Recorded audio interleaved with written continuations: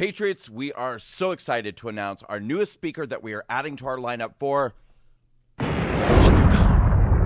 America's Mayor, Rudy Giuliani. A couple of weeks ago, I went to New York City and I sat down with Rudy Giuliani for about an hour for his podcast, and we had honestly the most amazing time. We had such a great conversation with each other, laughed a lot, had a great rapport, and he told me, he confessed to me that he himself has a WalkAway story. Who knew? Like, I had no idea.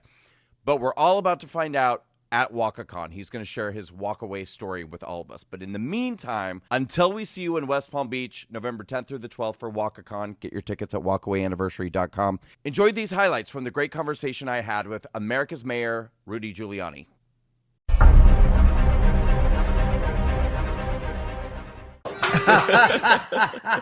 Yes, you did. Brandon, welcome. Thank you. It's great to be here. Isn't it nice to have a popular guest? That's very, very nice. So tell us about WalkAway. It's a great title. Thank you. I think some of you, because you're smart, probably get it without me. The first time I heard it, I got it. You did? Yeah, I got what you were talking about. That's good. That's good marketing. Yeah. I knew exactly what you were talking about. Yeah. But I'm one of those because I walked away. You did? Yeah. When did that happen? Oh, God. I think it was back during Lincoln. Will you make a walkway video? Yeah, you're damn right. Okay, you guys heard? Yeah, yes. The cruise. Yeah. But I remember why. No, I'm serious. I'm really hold him to it. 100%. Okay. Their fondness for communism Yes. and the crookedness of the poverty programs. Because I was a prosecutor and I was investigating something called the Model Cities Administration, and the poor people were getting nothing, and the politicians, particularly the minority politicians, were taking everything. Yes. See, moments like I'm having right now, sitting right here with you, this close to you, are very surreal for me, because I moved to New York in the year 2000, the very beginning of the year 2000. Oh. And I hated Mayor Giuliani. Hated him. Because I was a Democrat, I was a liberal, and when I got here, the first thing they told me is, A Nazi. yeah, he's a terrible guy. He ruined New York, horrible person. But then 9/11 happened, and you became America's mayor. That's when we started to change our mind. And, now I'm sitting here, and we're on the same political side of the aisle, and I think the world of you. I think you're an amazing guy. I really do. Well, and now we kind of see the other side of that in the city, because it's kind of coming, it's getting back to Very sad. the pre-Giuliani days. How did the switch take place broadly? Yeah. Well, Trump. It was When he Trump. ran? Yeah. Well, no, because when he ran, I was terrified, because the media that I trusted, CNN, MSNBC, New York Times, etc.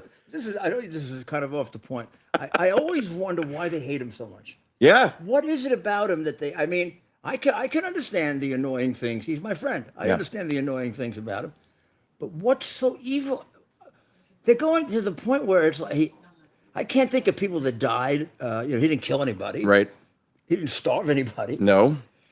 It's pure propaganda. He kept us out of war. Right. So what? Why the hatred? Why's the great hatred? I can explain. It's 100% pure propaganda, and the propaganda works because so many people in this country have not learned yet that the left-wing media cannot be trusted. They still believe in these institutions. They still think that they're truthful, and they think that they're good. I mean, look at it this way. I was a huge fan of The Apprentice. I watched it every Thursday night. I was so excited to get home, watch The Apprentice. He was a candidate, right? Yeah, right. But the point is, I loved Donald Trump. I loved watching The Apprentice. Then, flash forward a few years, I'm in, the gym on the treadmill running. He's running, and I look up watching CNN on the treadmill, and CNN tells me Donald Trump mocks disabled reporter. And I was like, what? And I just thought it was like the sickest thing I had ever heard. And meanwhile, they'd been saying they're making these bigoted comments. They're making these racist comments. He's stoking white supremacy. And I'm thinking, what the hell is going on in this country? Believing every word of this. But this huge moment for me was the disabled reporter thing. That was really, because I thought it was the most, first of all, I thought that was going to be the end of his political career. I thought, well, surely this is the moment that's going to tank the whole thing. But it didn't. The next thing that happens is he's getting more and more popular. More and more people are getting behind him. And but by election day, I was a huge Hillary supporter. Huge. And by election day, they were saying he had a 3% chance of winning. I remember that. You're exactly right. 3%. Yes, I remember exactly that percentage. 3%. So I voted for Hillary, and I was living in New York City on the Lower East Side. I was so excited to have my friends came over. We were having our, first woman president party because Hillary was going to win. and we're sitting there. The hours are rolling by. The oxygen is being sucked out of the room. And then around 10 o'clock, everybody left my party in tears. And they hadn't called it yet. It wasn't until about 2:15 in the morning. I'm laying in bed, refreshing the Huffington Post every 5 minutes. And then all of a sudden, the headline changed. And in giant red letters, it read, "Nightmare, President Trump." Was that right? Did it say nightmare? It said "Nightmare, President Trump." And then it said, "Millions to lose their health insurance. Civil rights to be rolled back, Well, Now, you're explaining it. And then you're telling me people believe that. I called in sick to work the next day, and I stayed home, and I got on Facebook, and I spent the entire day crying on a Facebook Live because I was tormented, shattered, horrified. I literally thought we had elected Hitler. This is Thoroughly brainwashed. Yeah, I never really been. This is like we did in school, where they had the special rooms for the kids to go, the grieving rooms for the kids. Yeah, the safe spaces. Yes. I had a client who the poor young girl, when she was just about 13 years old, she was holding a Trump poster, and she went to school in Washington, and for some reason they put her picture. They've got a cute little kid. Yeah. They put a picture in the Washington Post. Everybody in her school saw her with a Trump poster, and she became the kid to torture. Yeah, a public enemy number one. And when he won, they went really crazy on her. And then I asked her, what was it like? She said, well, the school was like in mourning. Yeah. The teachers, they brought in psychiatrists. Yes. They had a special name for the room. Safe room. Safe space. Safe space. Yeah. They had safe spaces for the kids. So the safe spaces were overwhelmed with kids. Oh, yeah. And I said, was it legitimate? She said, yeah, these kids were breaking down crying. Yeah, I needed a safe space. Like I was at home in my own safe space, and so basically, I'm glad I told that because I'm glad you are too, because for people on the other side, it's hard to understand this, and well, and I spent the next 2 weeks feeling that way. I mean, I literally called out to work like for several days, and I'm not kidding. And then finally, I realized, okay, I got to kind of move on with my life, but I wasn't moving on with my life. I was really, really upset.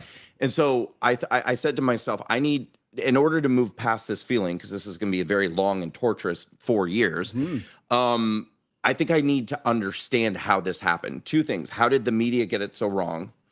And why would anyone vote for this man? And so I kind of went on this journey of research just to answer those questions. But the really pivotal moment was in January of 2017. I got on Facebook and I said, I will never be able to understand how anyone could vote for a man who's capable of standing in front of a cheering crowd and mocking a reporter's disability. Like, what is the matter with you people? And that's when a woman, she actually was my babysitter when I was really young, staunch Christian conservative. She reached out to me privately and she just said, look, I'm not trying to have a fight with you. I'm just asking, have you seen this? And she sent me a link to a video entitled "Debunking that Trump Mocked the Disabled Reporter." And when I first saw just the title of the video, I was like, oh, God, this stupid brainwashed right-wing idiot, and then I thought, well, okay, good. This is going to be fun because I'm going to watch this and then I get to tell her how stupid she is. Yeah, stupid idiot. And but I watched it, and it's a compilation of footage that showed very compellingly that this is just a bit that Donald Trump does when he's imitating anybody because they're flailing, because they're caught in a lie. Right.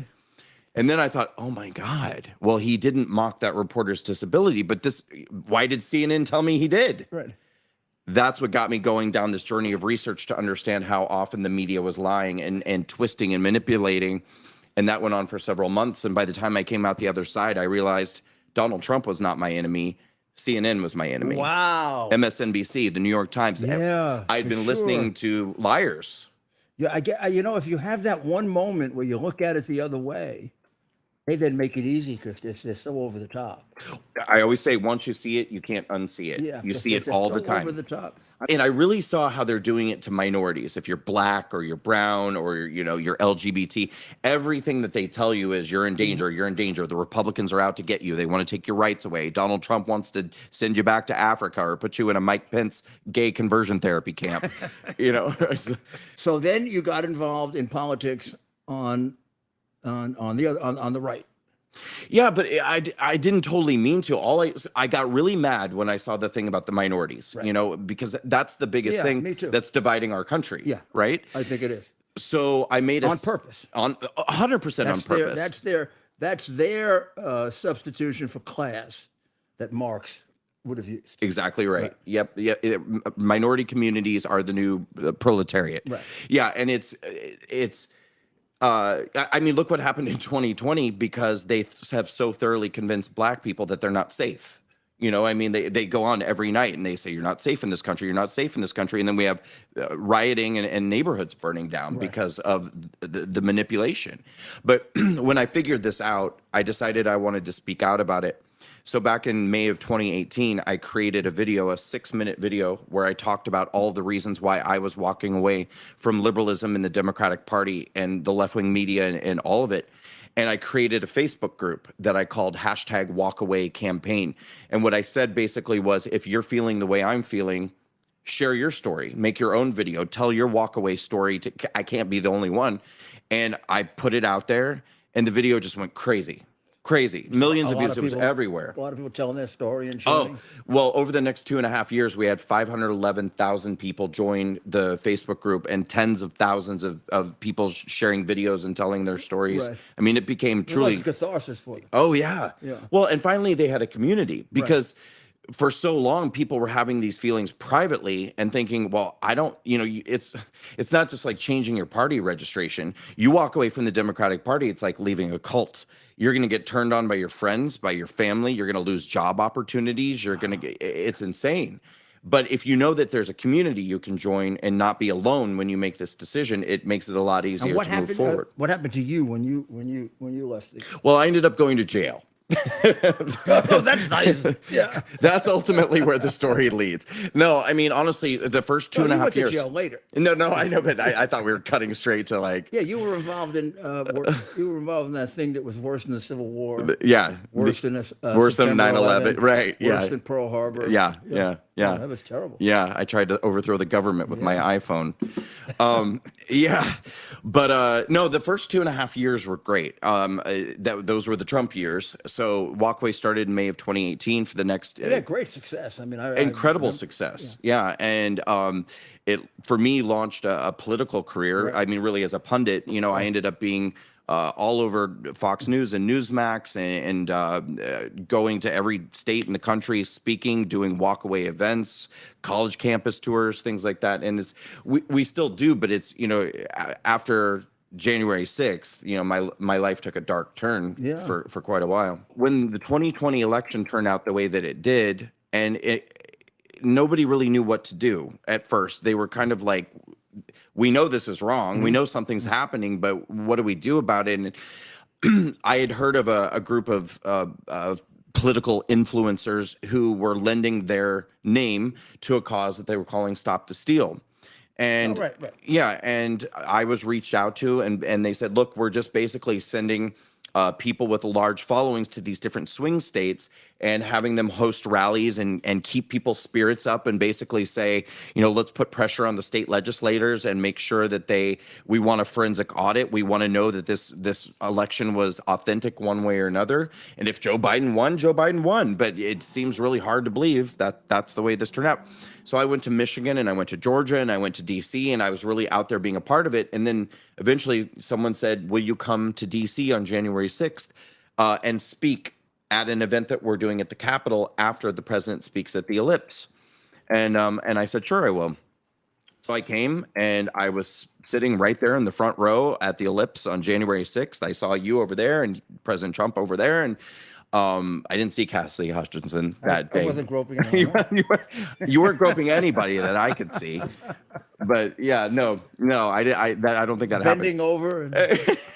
It's so preposterous. I'm trying to figure out how I bent over and put my arm up her dress. And it was so cold that day. I would have to. First of all, we would have been I have frozen. enormously bad knees. I don't think I could bend over that far. Yeah. And second, I'd be in front of all these people bending over and putting my arm up her dress. You were right there in front of all of it. I mean, I could see you were. I don't think that day, including the rest of the day, because it got crazy. I don't think I was ever out of the presence of 3-4 other people. I'm sure. Yeah, I mean, I'm sure. Plus I had security, extra security that day. Right. But in any event. So you were there. Yeah. You were going to speak after the president. But Correct. Then it turned out the president was late. The president was late. And and it was so I don't think that it's hard to remember, but I don't think I got out of there till, I don't know, 1:30, 1:40. You got out after he finished? Yeah, I stayed until the very end. When he made the comments about the very, very provocative one about go to the Capitol peacefully and patriotically. Yes. And that's, of course, that was the signal. That really meant burn the Capitol. Right. That's how I took it. Yeah, I did too. Yeah. But no, because I had such a great seat, I was one of the very last people to be able to get out. And so almost the entire thing had cleared by the time I got out. And then I had hired security to escort me there. And they told me, you can't do the march, because if you do the march, you'll never make it on time. You're going to miss your speaking engagement. You have to go by the DC Metro. So I went down underground, got on the DC Metro. And as I was getting near the stop to get off to walk to the Capitol, I started getting messages on my phone from friends and coworkers who were at home watching on television and saying, we're hearing on the news that people are going inside the building. Well, first of all, I don't believe anything the news says. And second of all, that sounded like a really unusual thing. And so, because they were saying, oh, there's a struggle and people are going in and whatever. So I said, okay, well, if something's happening, I want to see it with my own eyes and I want to film it because, again, I don't believe the news. So we walked to the Capitol, and I was approaching from the east side, which is very relevant because the struggles with police officers and people breaking window was happening on the west side. I was approaching from the east side, and as I got there were thousands of people all scattered around very peacefully. No one was upset. No one was trying to get inside the building. No one was freaking out. There were 0 police officers, 0 on the east side grounds, not a single one. And I'm filming my video. I'm walking up to the Capitol. I get to a point, you see this on my video, where you can see this large sidewalk. There's bike rack off on this side and there's bike rack off on this side, but the entire sidewalk is fully open. And I just continue to walk, and I walked into a crowd of thousands of people. Well, apparently that's when I committed my first felony, because they had you walked now to the west side? No, I never went on the west side. Oh, okay. I was never once on the west side. No, but what I'm saying is that on the east side, at the end of the sidewalk, there was a completely open sidewalk with bike rack here and bike rack here. But I was charged with a felony of occupying restricted grounds. And apparently, at that moment when I walked in past that open bike rack is when I walked onto. What you're telling me is you had no idea that it was restricted. I'm saying that there were no signs. There were no police officers. Right. There was no one saying you're not allowed to be here. But nonetheless, I walked into the crowd of thousands of people. And when I got to the Capitol, there were thousands of people on the steps facing away from the building, not facing toward the building, not trying to get in. People holding signs, singing songs. And at the top of the stairs, there was a man. And he was shouting down like this and motioning like this. And he said, "They've opened the doors. They're letting us in. We're going inside. We're going inside." And so I walked up to the top of the stairs, and when I got there, sure enough, both of the double doors, Columbus doors of the building were wide open. Now, these are the doors that really can't be opened by an ordinary person. Magnetically locked from the inside. Magnetically locked, and I think only 2 people have the keys to them. I've forgotten. And they're 20,000-pound doors. Right. So right. They had to be opened officially. Yeah, somebody who knew how to open them. Unlike some of the other parts, when you see the film, somebody will break a window, or this couldn't be done with this door. You'd have to be Superman. Right. Yeah. That's right. So now, so far, nothing's happened. Yeah. You walk through that sort of a barricade, but open. Barricade. Looking like you should be able to walk through it. Nothing warning you not to go through it. And then what happens? So I'm at the top of the steps on the east side of the Capitol. Are you hearing noise yet? What kind of noise? Like loud noise, like we hear all this noise when we watch the photos. No, I would say, so here's the funny thing. When you watch, if you were to watch my video that I shot outside the Capitol, We are in a little while. oh boy, well you do hear beep beep beep, yeah, the alarm from the doors being open, but if you were there, you didn't hear it. You can hear it on the video. So when you were approaching, the doors were being opened. They were already open. Oh. When I got to the top of the stairs. But when did you hear the beep beep beep? I never did. You can. Oh, you're telling me people did. Other people did. I'm telling you, the DOJ did when they watched my video, and that was what they're like. Well, you must have known you weren't allowed to be there. You could hear the alarm going off, and I'm saying, but you couldn't if you were there. You have people all around, chanting USA and USA, and all these different things, and you just weren't paying attention to that. And the frequency will pick up on a video much better than your ear will hear it, but nonetheless, yeah. So the doors were open. There was some beeping, which nobody heard, and some people were trying to make their way inside, and the majority of people like myself were shooting video. Now, there were people standing in front of me much taller than me, and so I took my arm and I held it fully above my head, and I pointed my camera down, and I shot a video for 8 minutes. After 8 minutes, a man came out of the building. And you couldn't really see everything you were shooting, I imagine, right? I couldn't see what I was shooting at all. Right. Because at all. Yeah, even, right. You could, right. Right. But a man came outside of the building, got on a bullhorn, and he shouted, they've cleared Congress, everyone left the building, move out, move out. And at that point, I immediately turned around and I left. So to be clear. Do you know who that was? He was I would say he was a protester. Oh, he wasn't like an official. He wasn't in a uniform. Right? No. He wasn't a police officer. He wasn't with, he was in normal clothes. Normal guy. Yeah, seemed to be. And he said everybody should go. Yeah, it wasn't Ray Epps. And if that's what you're asking. And you left.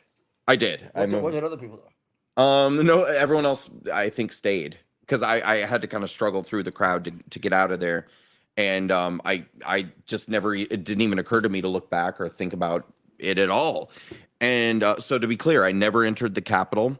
I didn't break anything. I didn't hurt anybody. I didn't tell anyone else to hurt anybody. When the government eventually, brought the case against you, did they allege anything? They did. Yeah, they sure did. Yeah. So I uploaded my video to Twitter, and it lived on Twitter for about 2 hours. And then I got back to my hotel room. When I got back to my hotel room in DC, I turned on my TV. And when I turned on my TV, the first thing I see is the footage of what had happened on the west side of the building. And I thought, what the hell is this? Because suddenly I'm seeing people fighting with officers and breaking windows. And I'm like, that's not what I saw, where I was. And I got a little bit concerned. And so I took my video down.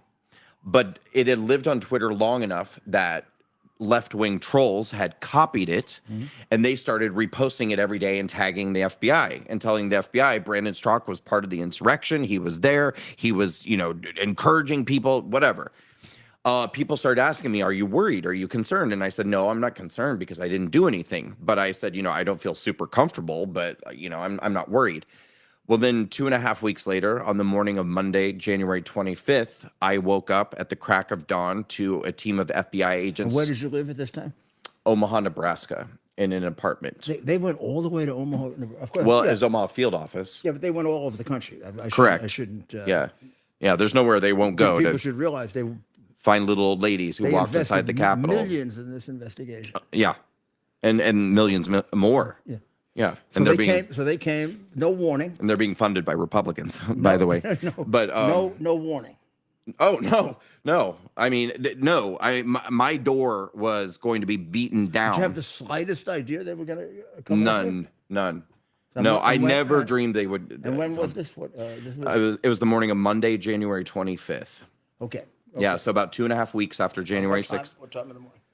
Oh, 6, 7. Okay. Yeah. Just about the same time they came to that door. Yeah. Yeah, they love those early morning visits. And so they come in my apartment. They get me out of bed, put me in handcuffs. That was the first thing. Within 30 seconds, I was cuffed. And they told me I was facing multiple felony charges for what I had done on January 6th. And I remember the first words out of my mouth reflexively, I said felonies. I said I didn't even commit any crimes. And the guy who I refer to as the lead agent said, oh, I saw your video. I saw what you did. He was like, oh, you definitely, you're in big trouble. And then the agents are going through my apartment and they're stripping my apartment of my computers, my phones, my iPads, my hard drives, my thumb drives, my camera equipment, clothing. And the other agents sat me down and they said, we want you to answer some questions. And I said, I'm not going to answer any questions without an attorney. And they said, oh, so you're refusing to cooperate. And I said, no, I'm not refusing to cooperate. I said, I'm happy to cooperate with you, but not without an attorney present. You asserted your right under the Fifth Amendment. Correct. Which they're supposed to respect. Yeah. They're not supposed to make that comment. Well, and what they were trying to do is intimidate me. I had enough cases that got thrown out because the FBI did that I know that. Yeah. Yeah. Well, the minute you say, I don't want to talk, a legitimate law enforcement officer has to respect that and not try to coerce you or make you feel like you're in more you, trouble because you're not play cooperating. Good guy, bad guy. Yeah. Right. But okay, Right. so they tried to get you to talk anyway. Yeah. Well, and I think that I felt like he made that comment because he was trying to make me feel like you're in trouble now, but you're about to be in more trouble if you don't tell us, But I said, no, I'm not playing this game. So at that moment, they got me up. They, frog marched me through my apartment building with my hands cuffed behind my back and put me in the back of a black car and took me to jail.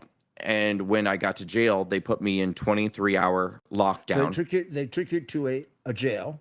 Yeah. Did they fingerprint you, photograph you? Oh, yeah. I was processed in. I got a mugshot taken. And then they put you in a cell. Mm-hmm. It took about 2 hours because, the processing part is really scary, too. People, they actually took me in a room called medical, and a nurse guard came at me with a syringe, and he said, give me your arm. And I said, why? And he said, all new inmates in the jail system have to get a TB test. It's mandatory. Now, whatever. Maybe that's not the biggest deal in the world, but in an age of everybody getting vaccinated and you not feeling like you don't even have a choice, just having a complete stranger stick something into your arm and inject it with A situation where you're in confusion anyway. total confusion and duress. Fear, right? Yeah. And distress and all these things. Correct.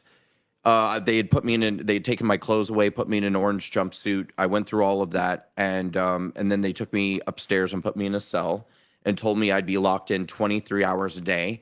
I said, well, when am I going to see a judge? And they said, we don't know. They said, so here's the thing. They came and picked me up in the middle of a blizzard. So the weather wasn't too bad for them to come and get me, but the weather was too bad for the courts to be open. So they told me the courts are closed because of the blizzard. We don't know when the courts are going to reopen, so we have no idea when you'll see a judge. And I said, well, how long could it be? And they said, it's once the courts reopen, they're going to be backed up in cases. It may be next week before you see a judge. And they're telling me I'm going to be in 23-hour lockdown, and they shut the door. So I was in my cell for 2.5 days before I finally was able to see a judge. And the judge ordered my release, which the government didn't fight. It was actually really disturbing because when I was in my... Did you have a lawyer for that? Did. Yeah, my team, my WalkAway team, had found me a lawyer while I was in jail, thank God. But did he get to visit you during that period? No. So you met him for the first time when you got to court? In a virtual hearing. Yeah, in a virtual hearing. So he was somewhere else? Correct. Yeah. And did you get a chance to tell him your story? Not at all. No. How did he accomplish getting you out? Well, because he had already been on the phone with the prosecutors in D.C. while I was in jail. And apparently the prosecutors in D.C. said, we're not going to fight to have him detained. Right. And this is what I was about to tell you. So they took me into another cell in the jail. And that's where I was in front of a computer having my virtual hearing.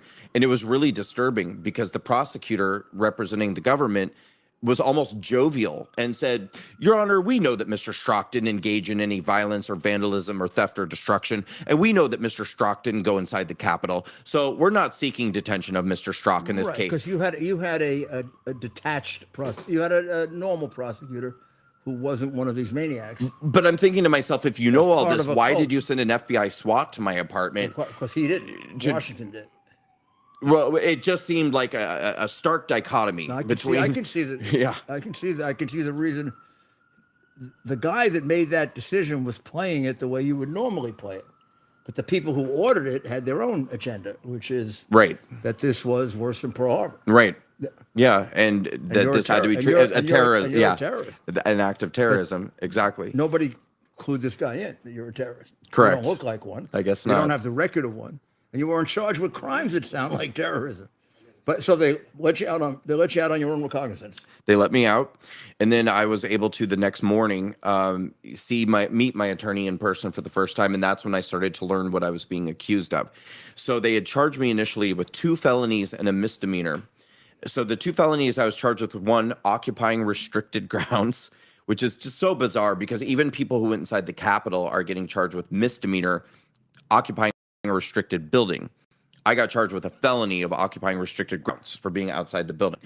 And then they charged me with a felony called impeding law enforcement in the line of duty. And I said to my attorney, I said, what the hell is this? I said, there weren't even any police officers on the east side of the building. And he said, well, in your video that you're shooting like this, he said, there's a moment where one officer is actually walking through the crowd and he's holding his plastic shield above his head like this. And as he's walking through, a couple of people start grabbing at it, and one of them grabs it out of his hand. And then you hear some people in the chat and the crowd going, take it, take the shield, take the shield. Well, the FBI says that's you. You were the one shouting to take the shield. And so they're charging you with a felony of impeding law enforcement for allegedly saying those words. And then a misdemeanor, disorderly conduct with an intent to disrupt a hearing before Congress. And the prosecutor told my attorney, we have not yet charged him with felony obstruction of an official proceeding. We might, but we haven't yet. We're going to see where this goes, essentially. Or he can take a plea deal. He can take a misdemeanor plea deal. So I'm facing 2 felonies and a misdemeanor. Right away, they gave you a misdemeanor plea deal. Well, they didn't. So my attorney asked for it immediately. He said, would you be willing to drop these felonies if he pleads guilty to a misdemeanor? And they said, we'd be willing to have that conversation. Right. And so that was our goal, to get there. Well, my attorney said to me, so we have a couple options. We can fight all these charges all the way to the end. He said, you're going to go before a DC judge and a DC jury, and you're a Trump supporter and a very outspoken person telling people to leave the Democratic Party. 98% of DC is insanely Democrat. Correct. So we can roll the dice with that. He said, or you can plead guilty to a misdemeanor. See, back then they were saying if he pleads guilty to a misdemeanor, this will probably be resolved in 60 to 90 days. My attorney's telling me you already spent a couple days in jail. He's like, you're going to get time served because, that's what I would have thought. Yeah. And I would have actually, I have to let you make the decision, but I would have pushed you really hard to take the deal. Yeah. Because I would have known you were dead in a DC court. Correct. Yeah. And he the idea of a fair trial for a Trump supporter in a DC court, right, is a fantasy. Doesn't exist. Yeah, Not fantasy. Not a real thing. Yeah.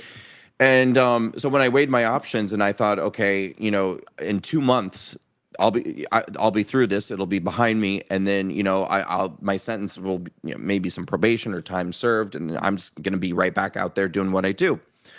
So I said, okay, well, let's fight for the plea deal and go down that road. Well, then the government asks for a continuance and another continuance and another continuance and another. They did this 5 times. Did they agree to the deal? No, they didn't. They just held it off. It took them 10 months to actually offer the plea deal. Now, this is after they initially told us it would be resolved in 60 to 90 days. It took 10 months before they even came to us and offered a plea deal. And so the plea deal we get, is like this thick on a Class B misdemeanor. And I'm reading through it, and I'm going, okay, they offered me a misdemeanor of disorderly conduct. But I said, look at my statement of offense. It says I entered the restricted grounds knowing the grounds were restricted. It says that I was encouraging the crowd to go inside the building. It says that I encouraged, that I was shouting to take the shield and all this stuff. And so my attorney goes back to the prosecutor and he says, we would like you to remove this language from this deal. And they said, okay, well, everything they said was it goes straight to the top. And I don't know if that means Merrick Garland. I don't know if that means what's his face, Graves, Matthew right, Graves. right. I don't know what the top is, but it's one of those. And so, I don't know, a week passed or something, and they got back to us and they said, we're not going to remove anything from the plea deal, any of the language. If he doesn't like it, he can go to trial. But otherwise, this is what you're being offered.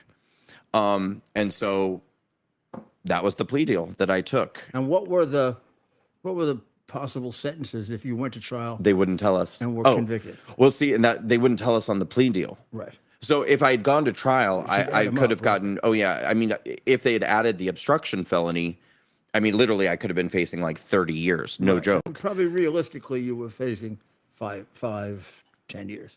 For not even walking into the building, correct? Yeah. Yeah. But even with the plea deal, and this is true of any of the plea deals, they won't tip their hand about a sentencing recommendation either. Because my attorney kept saying, any reasonable judge is going to give you time served.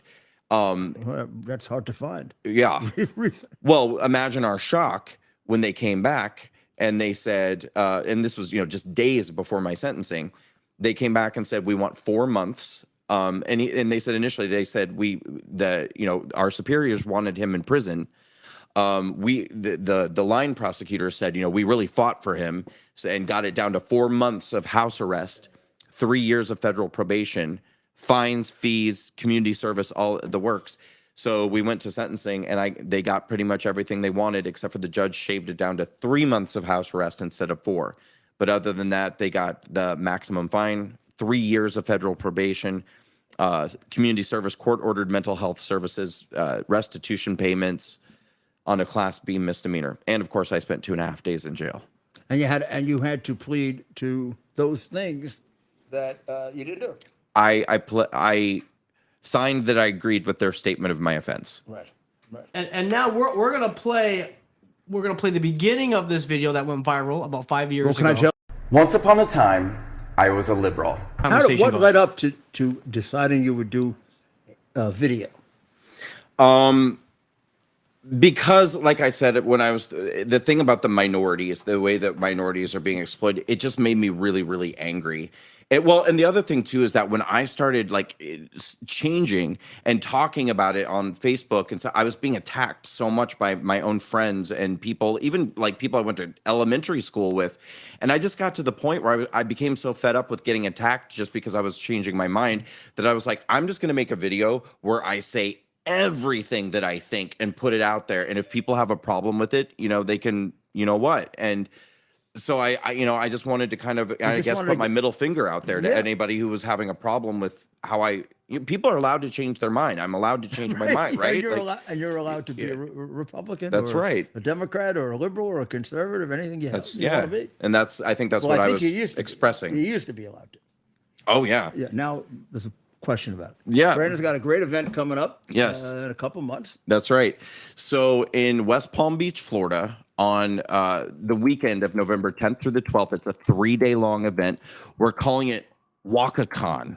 It kind of rhymes with Straka. You get it? Yeah, and it also, it's like a political conference. So anyway, we're doing an event that we're calling Walkacon, and it's the 5th anniversary of WalkAway, and we're having some of the greatest kind of personalities and supporters who have been behind the movement for 5 years. People like Laura Trump, people like Carrie Lake. We have Tudor Dixon, David Harris Jr., Matt Schlapp. All my friends. All of your friends, and hopefully President Trump. And I'm announcing here live tonight that Mayor Giuliani just confirmed that he is guaranteed to be at Walkacon on November 10th. It sounds very exciting. Yeah, and so no, honestly, I really want to encourage everyone to please come. If you're in Florida, so it's in Palm Beach. But where in Palm Beach? So where would they go? Right. So we're hosting this at the Palm Beach Hilton Airport hotel, which actually hosts a lot of conservative events. It's a great place, Mayor. We've been No, there. we've been there, sure. Yeah, they do lots of.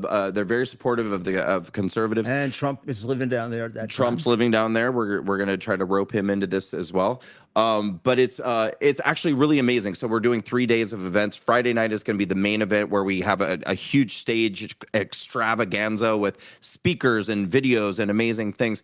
Saturday we're doing an outdoor rally and a kind of a fun comedy event, and then on Sunday we're doing a brunch with Carrie Lake as our keynote speaker. Those will be at the Hilton. Yeah, the majority of what we're doing is, obviously the rally is going to be outside and things like that. But yes, and people can go to walkawayanniversary.com if they want to get tickets, discounted hotels, things. There you go. Walkawayanniversary.com. I really want to encourage people to come. Because first of all, it's going to be an incredible weekend of inspiration, patriotism, fellowship, things like that. We're really going to get people feeling great again. I know people are feeling very demoralized. People are not feeling great. We're going to get people feeling great, get them energized for 2024. But in addition to that, I'm just going to put this out there. The government tried very hard to destroy everything I worked for 2.5 years. And I really talked about giving a middle finger. I want to give a middle finger to all the people who tried to take me down and take WalkAway down and say, look, no, you didn't take down the WalkAway movement. In fact, we're back better than ever. And I really want people to come out and support what we're doing. So if you're thinking about taking a trip, taking your family somewhere, come to West Palm Beach, November 10th through the 12th. We'll keep reminding them. And we'll WalkAwayAnniversary.com. We'll give them a lot of other things they can do down there too if they want to go see things. And we love it. Yeah. we spend a lot of we do the show from Palm Beach about a third of the year. No, you just wrote Walkathon. Yeah. It's not a walkathon, Mayor Walkacon. Giuliani. It's called Walkacon, like conference. So we got Walkacon on the screen here. Look at the screen. Great. So we're going to get Mayor Giuliani to West Palm Beach, so he's going to do a walkathon, and he's going to miss the entire thing. He'll be walking. Walkacon. Yeah. It's very healthy. Yeah. There it is. Yes. Okay. And it's walkawayanniversary.com. And There it be is. sure to get I guess it'd be getting tickets to this event, right? Yeah, getting tickets. And honest to God, we could not have priced this more inexpensively because we wanted to make this available to everybody. So you can get a weekend pass, meaning entrance to 6 different events for $200. And that includes brunch. It includes a copy of Carrie Lake's book. I mean, it's literally like the best deal in town. And then we have VIP options as well if you want to meet our speakers and if you want to have a cocktail and hors d'oeuvre party and things like that. And that's not terribly expensive either. So it's a great deal. It's going to be a great weekend. Help people with accommodations and hotels. If they go to walkawayanniversary.com, we have discounted hotels. Good time of year too. Yeah. For it's going to start getting cold, so floors can be warm. It's a nice time of year. The weather is beautiful. Yeah. It's just a little before the season, Yeah. so it won't be overwhelmed. Yes. And great. And the prices are probably a little lower. Great people. Mayor Giuliani is guaranteed to be there. He's hosting a pool party, and it's going to be fantastic. I love parties. Yeah. The last question I have for you, and a lot of the viewers have been asking, is what is your message to people today, now? That was 5-6 years ago, right? Yep. What about today? What about now? People that are considering walking away. All right. Well, I'm going to give you 2 quick answers because I'm also going to address all the people on the right who are feeling really beaten down and demoralized right now. So look, let's start with the left. If you're on the left and you're starting to feel like this is not the Democratic Party that you signed up for, if you're thinking to yourself, I became a liberal because I wanted to do something good for the world, good for the country. I wanted to try to bring people together. That's a great thing. Hang on to all of that. But the Democratic Party is not the party that it used to be. This is now a party that thrives on hatred and division. And at this point, causing people personal harm, destroying people's lives. It's a very authoritarian party. And if you're feeling that, make the decision to walk away. It's so important. If you truly care about your community, if you truly care about people around you and you care about your country, you can make the decision to walk away, and you can join an amazing movement and community of other people who have already made that decision. And I highly encourage you not only to make that choice, but to share your story if you do. And you can do that by loading our app at walkawaysocial.com. Join there, share your video, tell your story. We want to encourage everyone to walk away. And if you're somebody on the right who right now is feeling like, what's the point of anything? We're living under this authoritarian government. Our elections are rigged. Nothing matters anymore. My voice doesn't matter. My vote doesn't matter. Never give up and never lose heart, because I want to tell you, in the last 2.5 years, I have been FBI raided. I've been thrown in jail. I've had my work and my reputation and my name thoroughly damaged and destroyed. but I'm still here and I'm still fighting and I'm not going to give up. I'm never going to give up. So you can't give up either. Keep fighting because America is worth it. That is exactly the right attitude. That is exactly the right attitude. Couldn't have said it better. Perfect. Thank you very much. It's really good talking And with it's you. it's really necessary that people realize this is in our hands. Yes. You know, it's not It is. beyond us. It's in our hands, but we've got to take the responsibility for it. That's right. This was really, Mayor really Live. fascinating. Both the description of this wonderful movement, which I think has great promise. Thank you. And thanks for inviting me here tonight. And second, thank you for sharing your story with us. It can't be Thank you. It can't be easy to go over that. Thank you. And it's just one of these things where it's going to take me a long time to figure out how this happened to us. Yeah. Hopefully, we'll be out of it by the time I figure it out. Yes. Yeah. Yes. Well, God bless you.